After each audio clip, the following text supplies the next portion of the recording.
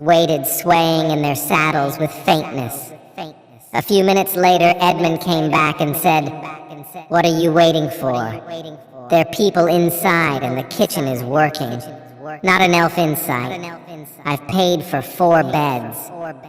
Almost every muscle ached as they dismounted, tied up their horses, and walked the short distance to the door of the inn. But once they were inside, they immediately felt revived.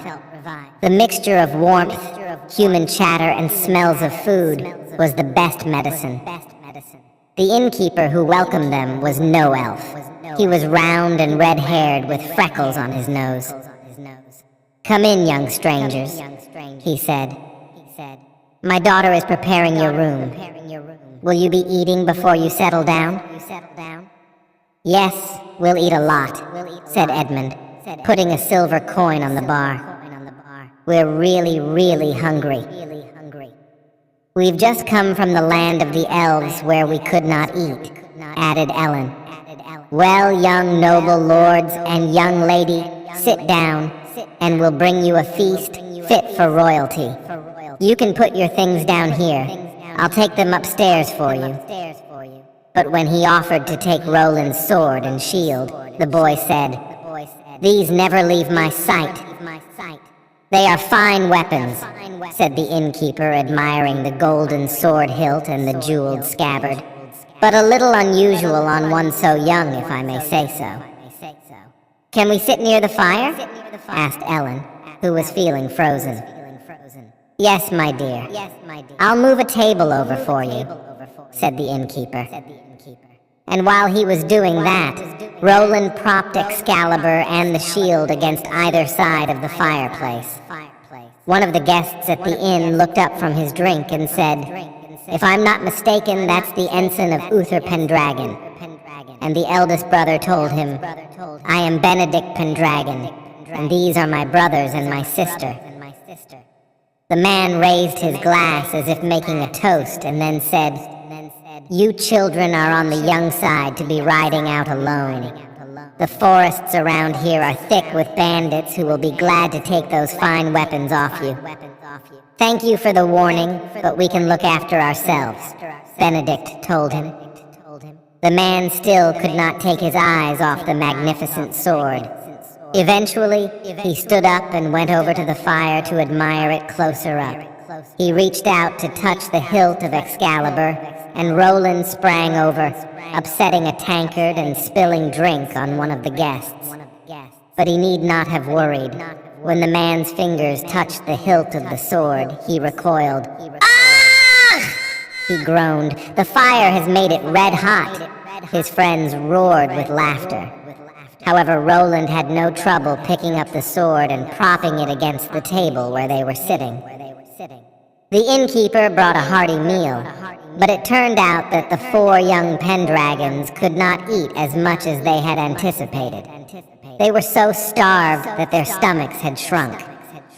So they asked the innkeeper to save the leftovers for the morning.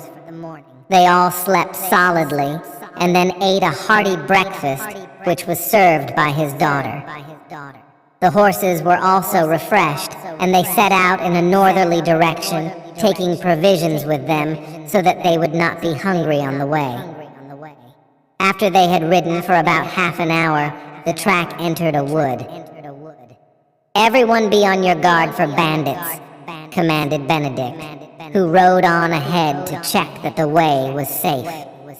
For a while he disappeared from view, and then the others heard a kerfuffle and the clash of metal. "Ben's in trouble," declared Edmund, and he spurred his horse onward to help. Roland wondered what to do. His sister was riding side saddle behind him, and he knew that if he charged into the fray, she would be vulnerable to falling off or worse.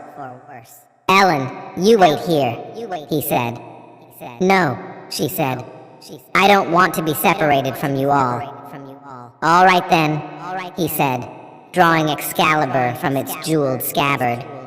And he charged on ahead, only to be met by his 2 brothers, riding full tilt back towards them with 5 bandits in hot pursuit.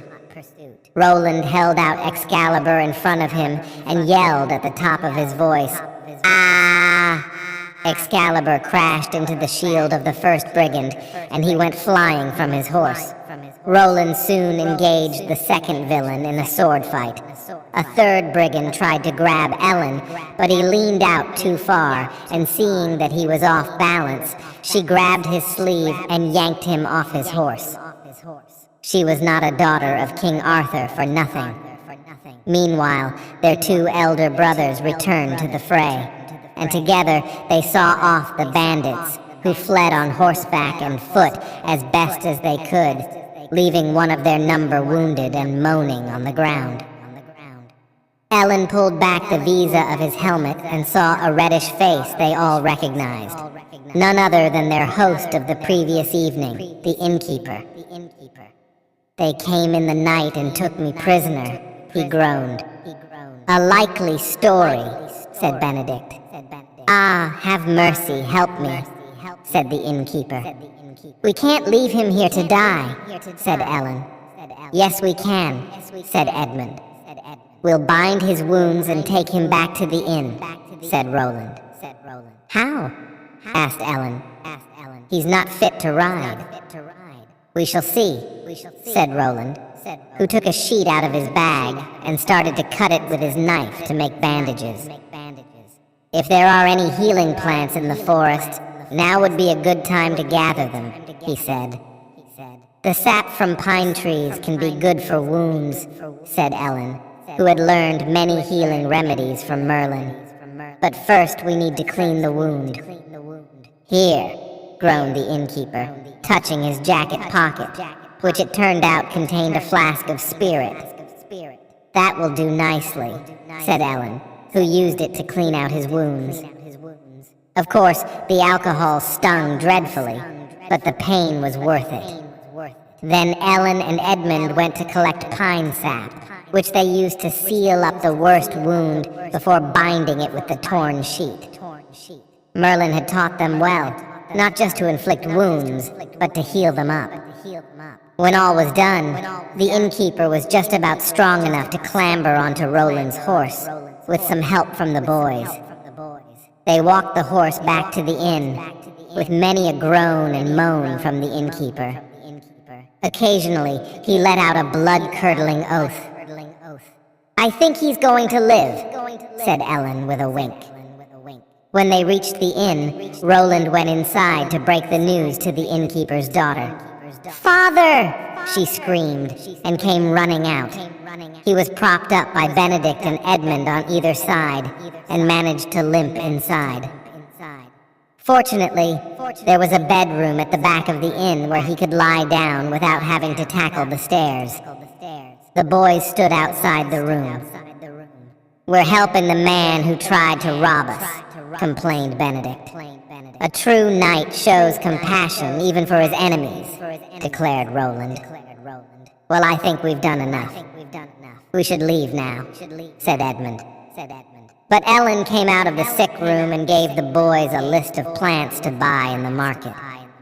She needed them for medicine: radish, bishopwort, garlic, wormwood, and hollow leek. They boys stored some of their valuables, including their shields and helmets, in their room. "I feel uneasy. Don't trust this place," said Benedict, as he closed the door. "Don't you remember?" asked Roland. "Merlin taught us a locking spell." He took out his dagger, and with its sharp edge, he cut a lock of hair off his brother's head. He used it to tie the door latch. "Only you can open it now," he said. "I hope so," said Benedict. In the story so far, Roland, his two elder brothers, and his sister Ellen have left the land of the elves. Back in the land of the humans, the first place they come to is an inn where the innkeeper and some of the guests take a keen interest in Roland's sword, Excalibur. When the four young ones move on, they are ambushed in the woods by robbers. They fight off their attackers, who leave behind one of their number, wounded on the ground. It turns out that the wounded man is the innkeeper. Even though he has attacked them, they tend to his wounds and take him back to the inn where Ellen and the innkeeper's daughter take care of him.